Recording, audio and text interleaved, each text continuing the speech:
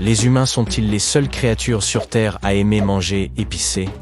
Probablement, car ce n'est pas comme si on avait déjà vu une girafe commander un plat au curry dans le restaurant du coin. Mais ce n'est peut-être pas tout à fait vrai. Il s'avère que les musaraignes arboricoles, ces adorables petites créatures, ont elles aussi une passion brûlante pour la nourriture épicée. Des chercheurs chinois sont tombés sur un fait fascinant. Ces musaraignes seraient les seuls mammifères non humains à rechercher intentionnellement ces mets épicés qui font palpiter la langue et couler les larmes. Les scientifiques ont détecté une discrète mutation génétique chez ces braves musaraignes. Elles sont dotées d'un récepteur particulier, responsable de la détection de la douleur provoquée par la sensation de brûlure de la capsaïcine. Il s'agit de la fameuse substance chimique piquante que l'on trouve dans les piments. C'est comme s'ils avaient un super pouvoir secret qui leur permettrait de ne pas ressentir autant d'inconfort que nous autres, simples mortels. Mais comment les scientifiques sont-ils parvenus à cette étonnante révélation?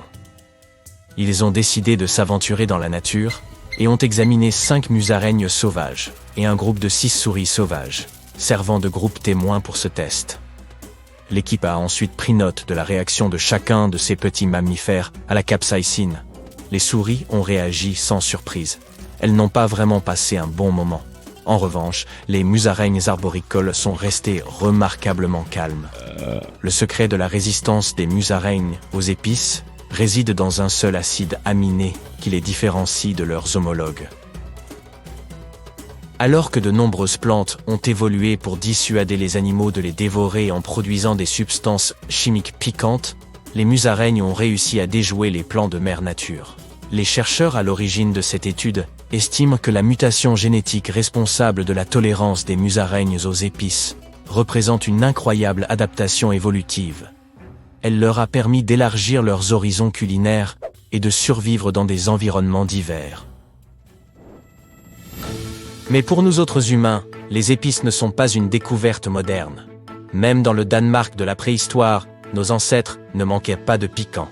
Des chercheurs ont retrouvé d'anciennes marmites utilisées pour cuisiner il y a environ 6000 ans, et devine quoi, ils y ont découvert des traces d'une saveur poivrée, semblable à celle de la moutarde. Très bien, mais quand l'homme a-t-il commencé à assaisonner ses aliments? C'est un peu un mystère. Prenons l'exemple des graines de coriandre, qui figurent en bonne place dans de nombreuses cuisines asiatiques, moyen-orientales et méditerranéennes. Elles ont été retrouvées sur un site vieux de 23 000 ans en Israël. Toutefois, nous ne pouvons pas être absolument sûrs qu'elles étaient effectivement utilisées pour donner du goût aux aliments. Il se peut qu'elles siennent poussées là par hasard. Cependant, des preuves de solides ont été découvertes qui confirment que les habitants du nord de l'Europe épiçaient intentionnellement leurs aliments il y a environ 6100 ans. Il s'agit de la plus ancienne trace connue d'aliments épicés en Europe, voire dans le monde entier. Pour obtenir ce scoop savoureux, les chercheurs ont examiné les restes séchés au fond de 64 pots de cuisson provenant d'anciens sites du Danemark et d'Allemagne. Ces spots présentaient toutes les signatures chimiques de la viande ou du poisson. Et on y a même retrouvé des phytolithes, c'est-à-dire de petites traces minérales laissées par les aliments. Ces phytolithes étaient similaires à ceux que l'on trouve dans les graines d'herbe à ail, une plante locale connue pour son goût piquant, mais sans grande valeur nutritive. C'est là que ça devient intéressant. Il y avait beaucoup plus de phytolithes dans les résidus de peau que dans les sédiments environnants. Cela signifie que ces individus astucieux ont intentionnellement rapporté l'herbe d'ailleurs et l'ont conservée dans les pots. Ce qui est encore plus étonnant, c'est que ces spots sont antérieurs à l'arrivée de l'agriculture dans la région. Il s'agit donc de bons vieux chasseurs squealers. Maintenant, réfléchissons à cette énigme des épices. Pourquoi les humains sont-ils si obsédés par l'idée d'ajouter du piquant à leur cuisine? Quelques théories nous viennent en tête. La première est que les Néandertaliens eux-mêmes utilisaient les plantes pour leurs vertus médicinales, et l'herbe à ail semble avoir été utilisée comme désinfectant à l'époque. Nos ancêtres avaient donc peut-être le don de combiner saveur et bienfait. Une autre idée suggère que les hommes auraient commencé à assaisonner leurs plats, parce que certaines épices avaient des propriétés antimicrobiennes qui prévenaient la détérioration des aliments. En d'autres termes, nos papilles gustatives pourraient avoir évolué de façon à apprécier les épices pour une bonne raison. Elle nous protège. D'autres préfèrent une explication plus simple et pensent qu'il n'y a peut-être pas de raison fonctionnelle derrière notre amour pour les épices. Il s'agirait plutôt d'un plaisir gustatif. La prochaine fois que tu ajouteras une pincée de poivre à ton repas, n'oublie pas que tu perpétues une tradition vieille de plusieurs milliers d'années. T'es-tu déjà demandé pourquoi les plats épicés donnaient l'impression à tes papilles gustatives qu'elles sont en feu? C'est parce qu'ils contiennent ce petit composé malicieux qu'est la capsaïcine. Lorsque tu prends une bouchée de ce plat brûlant, la capsaïcine s'accroche à des récepteurs spécifiques à l'intérieur de ta bouchée.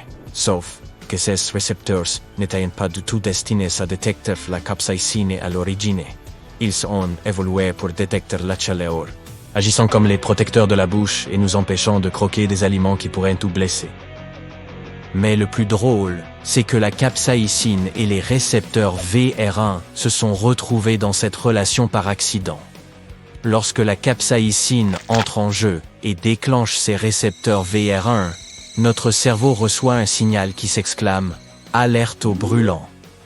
C'est pourquoi nous percevons les aliments épicés comme chauds, même si, techniquement, leur température n'est pas très élevée. C'est simplement notre cerveau qui est leurré à croire que nous mangeons quelque chose qui pourrait nous brûler. Bien que les aliments épicés ne brûlent pas réellement, notre cerveau tombe dans le panneau et croit que nous ressentons une forme d'inconfort. Alors pourquoi en redemander? Les scientifiques se sont penchés sur ce curieux phénomène et ont découvert une explication fascinante liée au système de soulagement de la douleur de notre cerveau. En effet, lorsque celui-ci pense que nous sommes blessés, il libère des endorphines pour que nous nous remettions le plus vite possible. Ces endorphines-ci ne se contentent pas d'atténuer la mauvaise sensation. Elles nous procurent également une impression agréable. Il n'est donc pas étonnant que nous adorions les plats épicés. La saga des épices nous entraîne encore plus loin. Des chercheurs ont étudié le potentiel de la capsaïcine au-delà du domaine des papilles gustatives. Ils ont exploré ses capacités à soulager et sont tombés sur des découvertes fascinantes. Tout au long de l'histoire et dans diverses cultures, la capsaïcine a été utilisée pour soulager toute une série de maux. De la fièvre aux différents types de douleurs, la capsaïcine s'est toujours imposée. Dans certaines communautés du Pérou, on brûle des feuilles contenant de la capsaïcine pour produire une vapeur qui permet de soulager les maux de tête.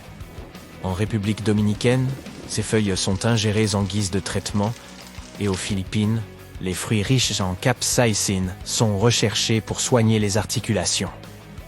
Là-dessus, on pourrait penser que le piquant des piments est un message clair de Dame Nature, qui crie « Ne me mangez pas, crétin d'humain !» C'est exactement ce que les scientifiques croyaient au départ. Ils pensaient que les piments avaient développé leur goût de piquant pour nous empêcher, nous les mammifères, d'engloutir leurs fruits.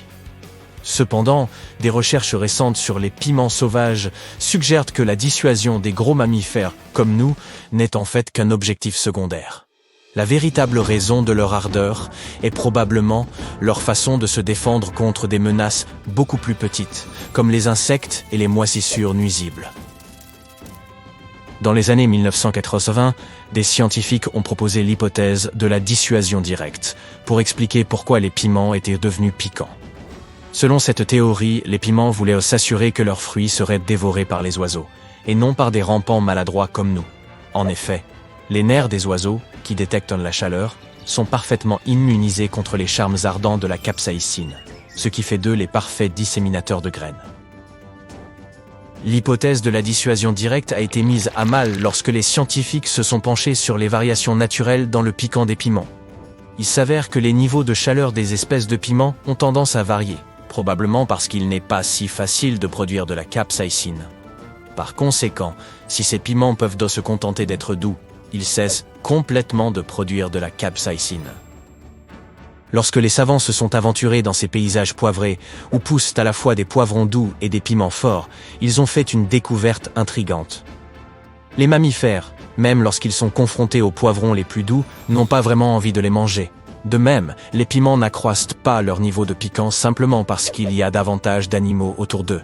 C'est comme s'ils disaient « Hé, les mammifères, vous n'êtes pas mon seul problème ».